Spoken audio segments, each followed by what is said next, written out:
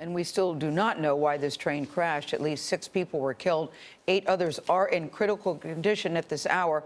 More than 100 of the 243 people on board were hurt. A short time ago, Norah went along the tracks to get a better idea of what happened. Look at this. The busiest corridor in the country, Amtrak corridor in the country, shut down. No trains because that's the derailed cars right down there. This morning as the sun is coming up, we're getting our first look at those 7 cars that jumped the track there. As you can see, this is a big bend, a big curve in the tracks. It's actually known as Frankfurt Junction. Amtrak trains can travel about 125 miles an hour. They're required to slow down to 55 miles an hour here because of this very curve. This morning, there are local, state, federal officials on the ground trying to figure out what happened, also trying to make sure there are no more people on board those derailed cars. Now let's go live to Norah in Philadelphia. Hello, Norah. This is such a sad story. We have all taken that train many times. What are you hearing now?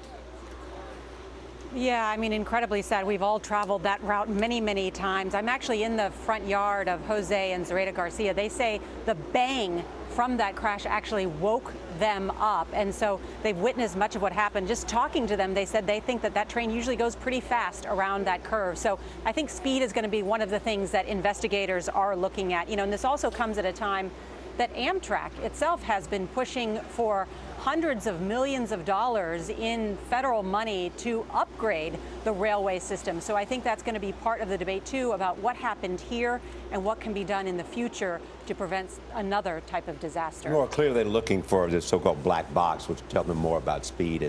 And do we know whether the engineers survived this? We don't know. We know that of those 7 cars that were catapulted from the rail, that one of them was the engine car. So that's why this team of investigators has come this morning, this NTSB team. There's some talk that it could take a while before we are able to, download some of that data, if you will, from those boxes that can tell what exactly happened. I think, frankly, Charlie and Gail, they're still in a bit of a rescue situation and recovery situation here, making sure that they've got everybody off those trains and then moving some of those cars. And interestingly, I mean, this is such a massive disaster. You know, Amtrak is talking about that it may be days before Amtrak is back up online. This is such a huge scale in terms of what's happened here on these rails. Also, for many of the people, the first word of this crash came from a tweet. I don't know if you guys saw this, but former Representative Patrick Murphy, who's from this area, he was actually on board the train, and Jericka Duncan actually spoke to him last night. Jericka, what did you learn?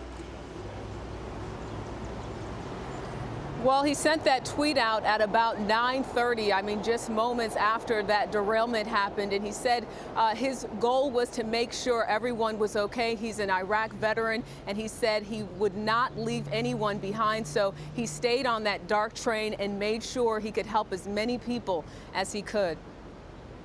I think everyone was bleeding. I mean, some worse than others, but I just checked my body parts. I had all my body parts. People were screaming, and I pushed out the emergency window, and then people just that were in a car, about 8 or 9, just made a mad dash. I mean, frankly, they were stepping over people.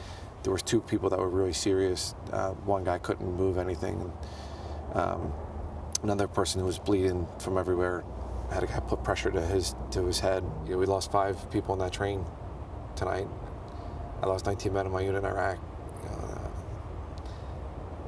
It's just a tragedy. So Murphy and a lot of others who were on that train obviously still in shock. The NTSB is expected to arrive, and they, of course, will continue its investigation into exactly what happened. Norah? All right, Jericka, thank you so much.